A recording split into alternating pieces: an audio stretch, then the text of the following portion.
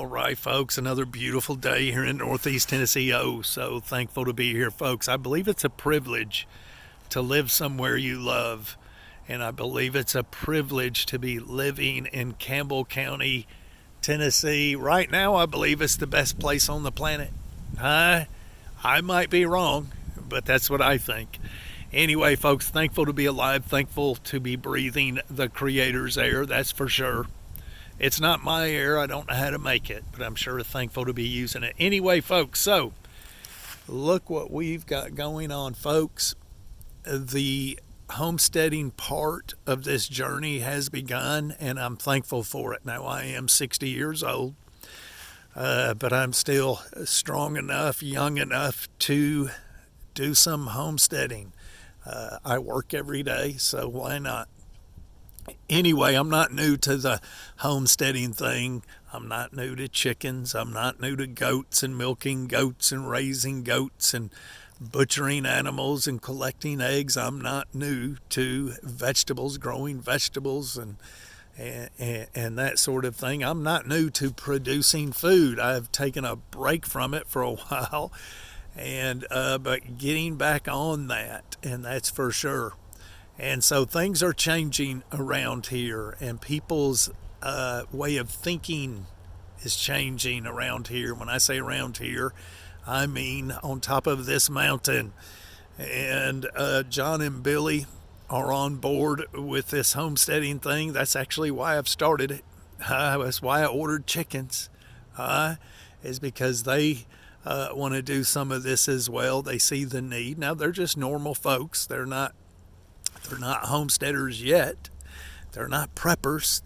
They're not crazy like me and you, but they're looking around and seeing how crazy the world is and all that is going on, and they're thinking, man, maybe we should. It's not just them. It's not just them. It's lots of just average, normal folks, right here in our country and around the globe that are thinking and saying the same thing. Maybe we should be more sustainable, more self-reliant. Maybe we should make our own bread, grow our own vegetables, butcher our own meat, our own chickens, gather our own eggs. Yeah, not just them, but folks all around the globe, especially here in our country, are saying and doing that very same thing. And so if you take a look around the globe, you see all that's going on. We're not going to talk about it, but it is pure craziness, folks. And I want to spend about 20 minutes talking to you, kind of show you what we got going on, maybe some future projects that we're going to dive into. But it's needed. Hopefully it's encouraging for you. Now, we've got work established, and the grandkids are good and established, and everybody's got their thing going on, and so now's the time. Anyway, so you can see what I've been doing. Now, these are a couple of trees that I pushed over for a reason. I don't take a tree out. I won't break a limb for just no reason. I won't squish a bug for just no reason at all. I mean, I'm not that kind of a person. And so I push these trees over, and many others, for a reason. And so I thought, why am I not cutting these things up and debarking them and using them? And so that's what I've begun to do. And these are the first ones, which I tell you something I am new to, and that is this right here. Folks, I have to be really careful because I don't even know how to cut a tree down. That's right, it sounds crazy. I can use a chainsaw. But as far as cutting a tree down, there's people like me, and then there's professionals. I am not a professional. And so I have to be really careful when I go cutting trees, which I haven't really cut a tree down. I normally just push them over with the excavator. But anyway, here we are. So this is the start. But we've got 40. So gonna kind of talk to you for a few minutes about what we got going on. We have got 40 Rhode Island Reds coming, folks. 40 Rhode Island Red, all hens. Then, of course, we ordered from McMurray. That's where I've always gotten the chicks. We get day-old chicks, and they always give you an extra surprise bird. So we'll see what that is. Hopefully, it's some sort of rooster. But anyway, so ordered 40 hens, and I will put them in here. We're going to put some siding on this to match the house, but I'm going to put them in here, and yeah, we got to clean this up. They're coming in about 8 or 9 days. We got to clean this up. We got the heat lamp in there. I'm going to actually put maybe some OSB or something on the sides of this because they'll peck this insulation. But we got a good insulated. I will put a door on here with chicken wire on it, and then that way that sunlight gets too hot, they can gather around the chicken wire here, make it where a predator can't get in there. And then once they get a little older, we'll put a ramp. I'll make them a little chicken run out here where they can hang outside. And then hopefully within a couple of weeks, we'll have something at least started as far as a actual chicken house. Let me tell you something, folks. I'm not new to any of this, and I absolutely know that if you get animals before you are ready, well, that's called stupidity, and that's what I have done. Never get animals if you are not ready for them, and I am not ready, folks. Almost, though. I'm almost ready for the chicks, but then as soon as the chicks get here, I got to start getting ready for them to become chickens. And so we'll build a chicken house right here. We'll build a big chicken house here and have a pen for them, of course. Maybe just this whole little dugout area. And we'll see how that goes. And so once we get used to dealing with the chickens, I get used to the noise because it takes getting used to. I get used to coming out, and of course now John and Billy and the grandkids and Grandma will all be helping. But as soon as we all get used to gathering eggs and doing our thing with the chickens, we'll get maybe a couple of Nubian milk goats. We'll see. Anyway, so we've got lots of land, folks, lots of land. And there's lots of TVA land all around. And we're going to let these chickens free range during the day. So I'm thinking about in the morning setting up a door that opens automatically and letting them out at a certain time. And then a couple of hours before dark, the door closing with the chickens in the chicken house. And the way I'll do that is I will train them to come in at a certain time because a automatic feeder will let the feed out every day a couple hours before dark. And then once they're all in there, I'll give them some time, and then hopefully that door I'll have it set right where it can close automatically with them all in there. What was that? Anyway, we'll see. Anyway, as you can see here, I've actually cut in some steps with the 3-foot bucket on the excavator. And we're going down to the hole. I have been doing some clearing, and I am not done clearing.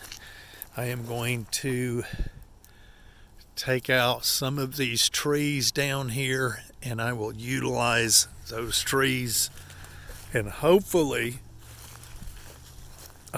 build in the future, build some sort of off-grid log cabin down here with the trees. We'll see what happens. Anyway, got a lot of things going on, and of course there's everyday life. There's going to the kids' cheerleading things and going on vacation and playing with kids and work, and then there's rest. And so, all right, so Today I received 200 spawn dowels of what kind of mushroom is it? I can't even remember the mushroom. Oh my goodness, I'll think of it in a few minutes. I am sorry. But my brain has been racked today doing electrical work and figuring out cabinets and exactly where they're going. And so our brains are strained today. Hang on, folks, I have got to sneeze. But I'll let you look at that while I build up that sneeze.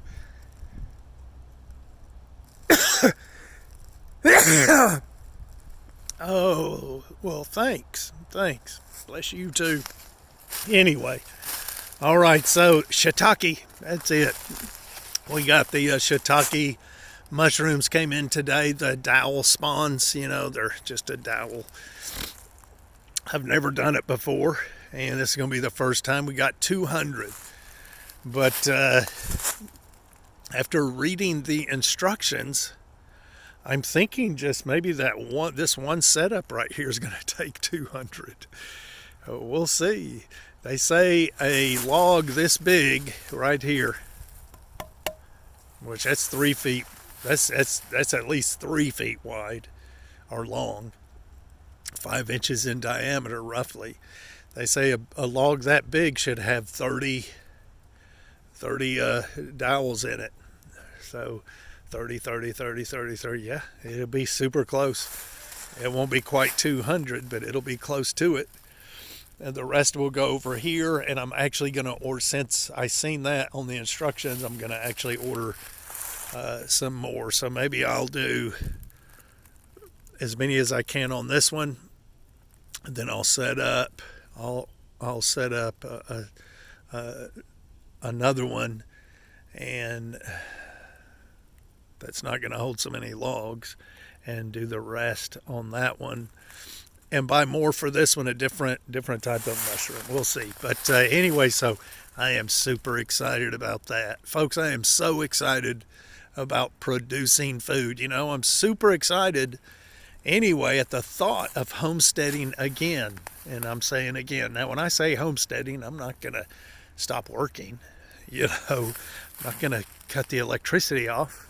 We're still going to live. We're still going to work, but we're going to be producing our own food, and that excites me oh so greatly. And so I put these in the spice bush. So not all, but most of these little saplings you see are spice bush. This is a spice bush. And we have probably about 20 of those in here. Now, I'm going to take these out. This isn't a spice bush or this. Is this? Let's take a peek. That is not. Yeah, it is a spice bush. Okay. Anyway, it looks like one. I think it's one. Here's one for sure. Yeah, this is a spice bush. Anyway, so right here in the midst of the spice bush little patch. Now, if this spice bush hadn't have been here, I would have wiped all this out too and cleared all this out. So super excited about producing food. So you can see what we're doing here, clearing it out. We got a nice driveway coming down. Now you can see the steps. Let's take a look at the steps. Get a better look at them from this view. There they are. Now what I'm going to do to those is I will clean them up with a shovel, get them all where they're pretty even, One's not too much higher than the other. Goes all the way up there.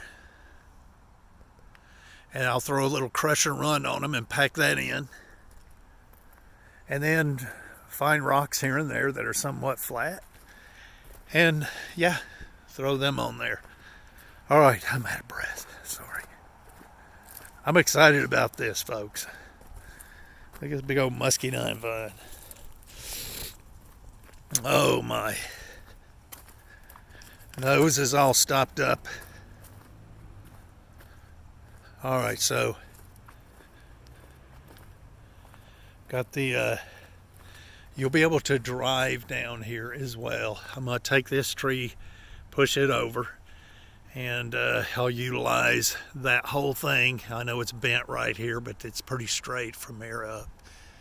So I'll be able to utilize that. Hopefully this summer I will be doing firewood for the wood stove. But that goes up. We got her looking good, so we're going to get a load or two of Crusher Run and pack it down here, folks. Pack it in here.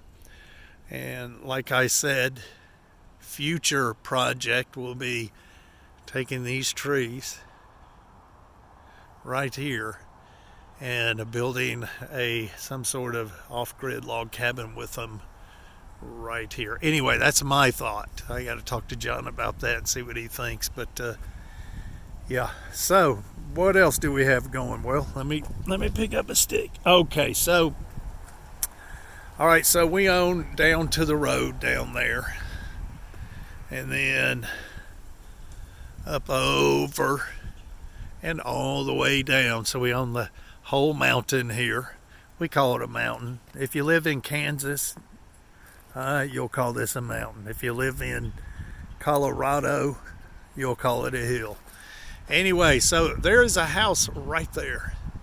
And so our property goes down to the road, across the road, and right up to that house. You see the tree line right behind the house there, them trees far away? Well, them are our trees.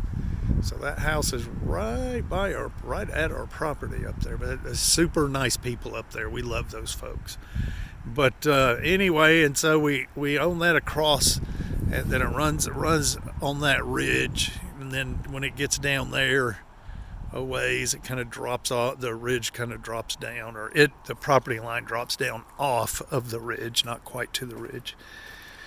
But we have got, you can barely see on the other side of the road, we've got a big cleared out area down there, and we cut a driveway in down there. We actually have another driveway in down that way. But yeah, so what I have done, folks, is I have taken some of the things that I have planted up here on top of the mountain, and I've planted them down there. And that is because that gets just about full sun. And of course, we live in the woods. I mean, this is where we live right here. This is the woods. We live in the woods. And so we don't get any sun.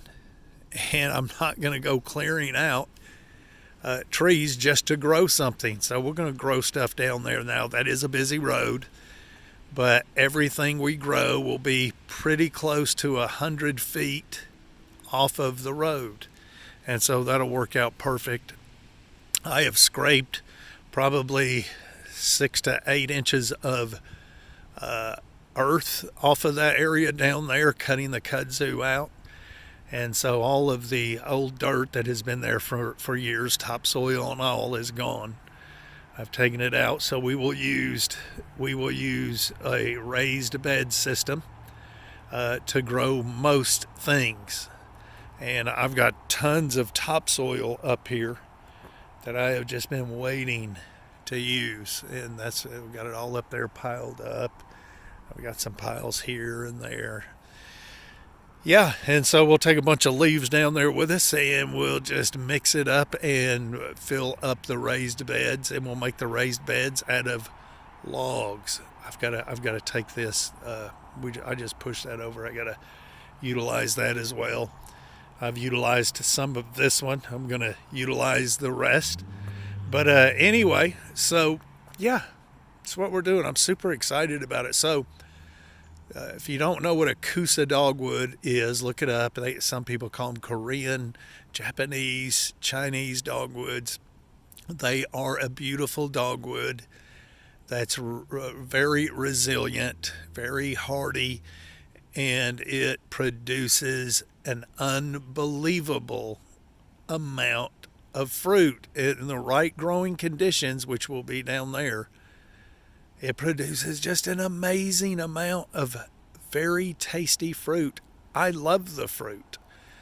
And so I've got 2 of them down there because they wouldn't do anything up here, so I transplanted them the other day. I've got two pawpaws down there. Now, when I bought those pawpaws, I didn't know I had pawpaws on the property.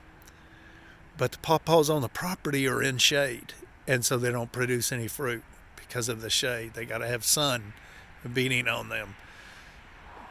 Put them down there, two of them. A little patch of raspberries I uprooted from up here, took them down there, put them in.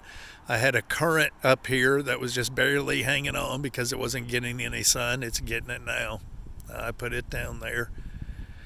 I've got some Jerusalem artichokes I pulled up from here because they weren't doing good and put down there. And I believe that is it for now. So as soon as the weather stays warm, the first thing I'll be putting in the ground, which is going to be within a week or so, is potatoes. And I am going to put in a slew of potatoes and hopefully some sweet potatoes in raised beds. And so we're going to plant other stuff down there as well. So it is going to be hopefully, our mushrooms will take off and we'll have mushrooms by this fall. We'll for sure have eggs and we'll for sure have meat. And John's going to hunt this year, hunt the property, so we'll be able to pack some venison away. Yeah, super excited about it, folks. And the way prices are right now with everything, but especially food, this is going to do just great. It's going to work out perfect. And we're going to save money and all of that good stuff. And I don't even have to buy seeds, folks. I've got so many seeds, it is unreal. Now, seeds don't last forever, but my seeds are still good. And I've got some seeds that are in Mylar bags. And so I've tested them out the other day, and probably about 70% are still viable. And so that's awesome. Anyway, folks, I know it's a long video, but I haven't made a decent video in a while. This still isn't decent. I haven't made a video of me talking in a while. And, yeah. So I'm excited, folks. I know I keep saying it, but I can't help it. I'm so excited about this. I can't stand it. Yeah. So I've got a rocket stove laying over there.